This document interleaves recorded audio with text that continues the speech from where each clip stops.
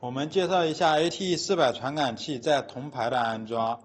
安装前，首先确认传感器标签的组号和接收单元的组号一致。取过2根合金片，穿过锁紧件，居中位置对折，用工具压紧。取过垫片和传感器，依次将垫片、传感器、第二支垫片穿过合金片，将传感器放置在铜排合适位置，垫片放在铜排两侧，合金片穿过锁紧件，用工具拉紧，用螺丝刀将螺丝拧紧，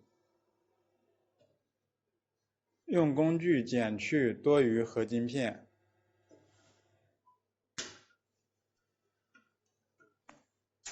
用工具将多余合金片压紧。